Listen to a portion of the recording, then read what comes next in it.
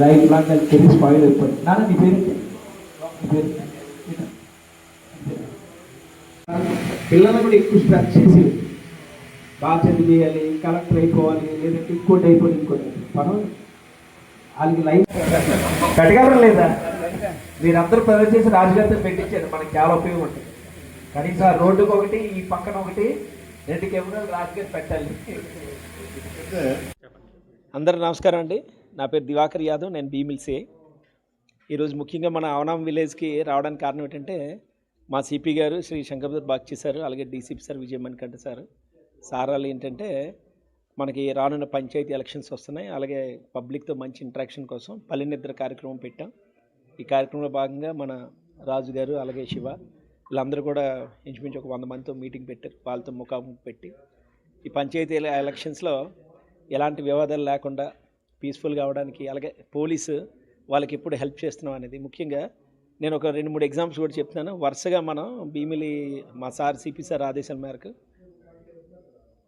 Bheemili టౌన్లోని medical camps పెట్టాం, అలాగే చిప్పాడులో పెట్టాం, ఉప్పాడులో మనం పెట్టాం.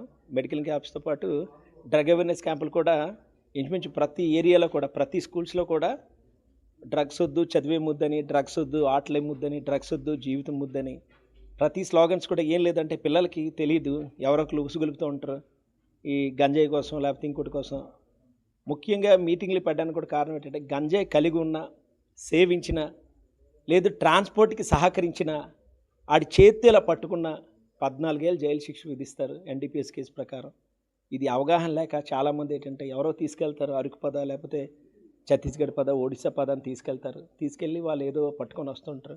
పక్కన వాళ్ళకి తెలుసో తెలియకెళ్తారు, అలా అడ్డంగా బుక్కిన వాళ్ళు చాలామంది ఉన్నారు. దయచేసి విద్యార్థులకి, తల్లిదండ్రులకు విజ్ఞప్తి చేస్తున్నా, పిల్లల్ని కాసేపు మనం కూడా అబ్జర్వ్ చేస్తూ ఉండాలి. అరే ఉదయం 10 గంటలకు స్కూల్కి వెళ్ళి పిల్లడు సాయంత్రం 5 గంటలకు వస్తున్నాడా లేదా, 5 గంటలకి వచ్చిన తర్వాత పిల్లలు ఎలా బిహేవ్ చేస్తున్నారు, వాళ్ళ దగ్గర ఏమైనా స్మెల్ వస్తుందా, లేదంటే బాడీలో ఏమైనా మార్పులు వస్తున్నాయా, బ్యాడ్ ఫ్రెండ్స్తో ఏమైనా ఇది చేస్తున్నారా, ఏమైనా కలిసి ఉంటున్నారా, ఇవన్నీ కూడా పిల్లల తల్లిదండ్రులు కొద్దిగా అబ్జర్వ్ చేస్తూ ఉండాలి.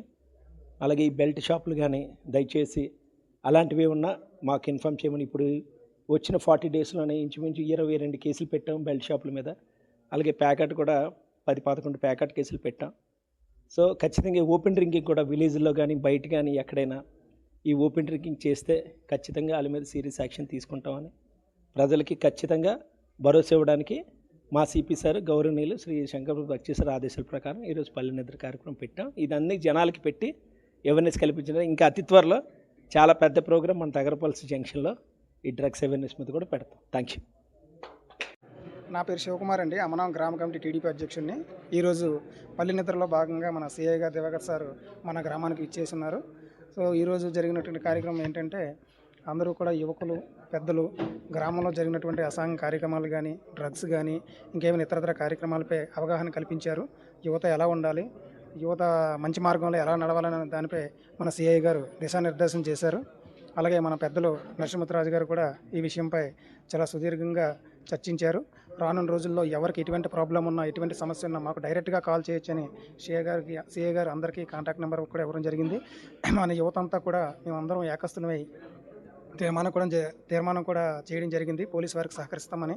సో ఈ యొక్క అవకాశాన్ని ఇచ్చినటువంటి పెద్దలందరికీ నమస్కారం తెలియజేస్తాను. Thank you.